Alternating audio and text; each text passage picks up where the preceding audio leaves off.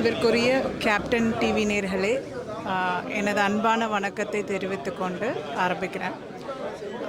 உண்மையிலேயே ஒரு மனித கடவுளாக நம்ம கண் முன்னாடி வாழ்ந்து இன்றைக்கி நம்ம கூட இல்லை அப்படின்றது இது ஒரு பெரிய வருத்தத்தையும் வேதனையும் அளிக்கக்கூடிய ஒரு விஷயம். அவர் என்னை பொறுத்த வரைக்கும் என் தந்தையின் மேலே கேப்டன் விஜயகாந்த் அப்பா அவர்கள் நிறைய வந்துட்டு ஒரு அன்பு வச்சுருந்துருக்கிறாரு. அதை அடிக்கடி நான் கேள்விப்பட்டிருக்கேன்.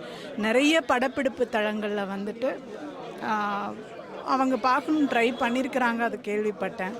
இன்னொன்று என்ன அப்படின்னா, கேப்டன் அவர்கள் நடித்த படம்லாம் பார்த்துருக்கோம். அதில் முக்கால்வாசி என் தந்தையை பற்றி பிரதிபலித்த சில விஷயங்கள் அவர் நடித்த படங்களை சார்ந்தே இருந்துள்ளது.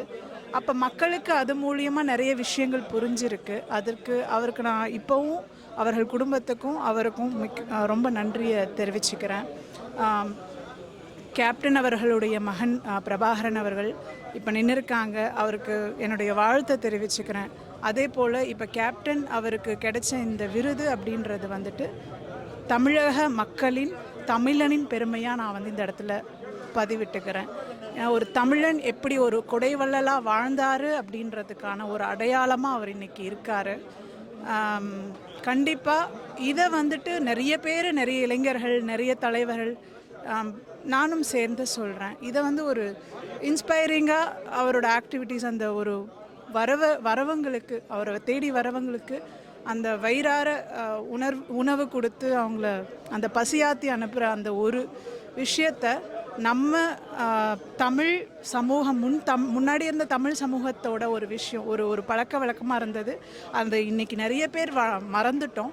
அதை கேப்டனை நம்ம நினச்சி, நம்மளோட கேப்டன் செய்த அந்த காரியங்களை நினச்சி நம்மளும் அதை இனி நம்ம சமூகத்தில் உள்ள மக்களுக்கு செய்யணும் அப்படின்னு நான் வேண்டி கேட்டுக்கிறேன். இந்த விருது அப்படின்றது அவருக்கு தக்கபடியான சரியான ஒரு பர்சனுக்கு வழங்கியிருக்காங்க. ஆனால் என்ன ஒரு லேட்டாக அவர் இருந்திருந்தால் உண்மையிலேயே நம் மக்களோடு சேர்ந்து அவரும் மகிழ்ந்திருப்பார், மன நிம்மதிப்பட்டிருப்பார். ஏன்னா அவர் எத்தனை விஷயங்களை எண்ணி அந்த விஷயங்களை செய்தாரோ இன்று அவர் இல்லை நம்ம கூட.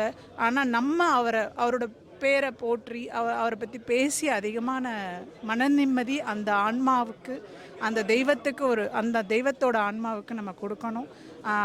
அவரோட அந்த உணவளித்த அந்த ஒரு நிகழ்வை நம்ம நிகழ்த்தி அந்த ஆன்மாவுக்கு நம்ம மரியாதை கொடுக்கணும். அதுவே அந்த விருதுக்கு நம்ம கொடுக்கக்கூடிய மரியாதையாக நான் சொல்லிக்கிறேன். நன்றி.